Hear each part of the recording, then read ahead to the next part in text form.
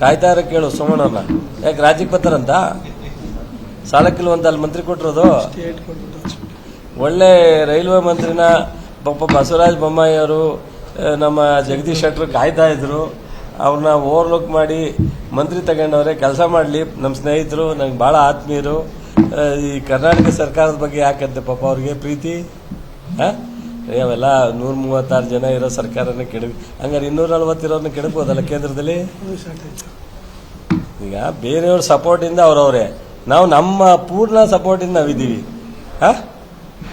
NDA ಇರೋದು ಬೇರೆ, coalition government danger ಇರೋದು ಕೇಂದ್ರ ಸರ್ಕಾರ. ರಾಜ್ಯ ಸರ್ಕಾರ 113 ಬೇಕು, 136 ಇದ್ದೀವಿ. ಇದ್ರ ಬಗ್ಗೆ ಮಾತಾಡ್ತಾರೆ ಅಂದ್ರೆ ನಾ ಏನು ಹೇಳಿ? ನಾನು ಹೇಳಲಿಲ್ಲ, ಅವ್ರು ಹೇಳಿದ್ರೆ ನಮಗಿಂತ ಡೇಂಜರ್ ಪರಿಸ್ಥಿತಿಲಿರೋದು ಅವರು ಒಂದೇ. ನಮಗೆ ಕೆಲಸ ಮಾಡ್ಲಪ್ಪ, ನಮ್ಗೆ ಯಾಕೆ ಆ ಕೆಲಸ ಕಟ್ಕೊಂಡು ಏನಾಗಬೇಕು? ಹಂಗಿದ್ರೆ ನಾವು ಪ್ರಾರಂಭದಲ್ಲೇ ಕೈ ಹಾಕ್ತಿದ್ದು ಕಾಂಗ್ರೆಸ್.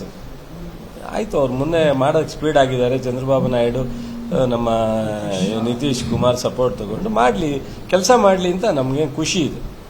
10 ವರ್ಷ ಆಗದೆ ಇರೋದನ್ನ ಈ ಅವಧಿಯಲ್ಲಿ ಮಾಡ್ತೀವಿ ಅಂತ ಹೊರಟವ್ರೆ ಮೋದಿಯವರು. ಮಾಡಲಿ, ಸಂತೋಷ. ಸ್ವಲ್ಪ ಬಂದ ತಕ್ಷಣ ಟೀಕೆ ಮಾಡೋದೇ ಒಂದು ಕೆಲಸ ಅಲ್ಲ. ಜನರ ಸಮಸ್ಯೆ ಬೇಕಾದಷ್ಟಿದೆ, ಮಾಡಲಿ. ಅದಕ್ಕೋಸ್ಕರ ನಾವು ಟೀಕೆ ಟಿಪ್ಪಣಿ ಮಾಡೋದು ಬಿಟ್ಬಿಟ್ಟು ಸಾರ್ವಜನಿಕವಾಗಿ ಒಳ್ಳೆಯದನ್ನು ಮಾಡಲಿ.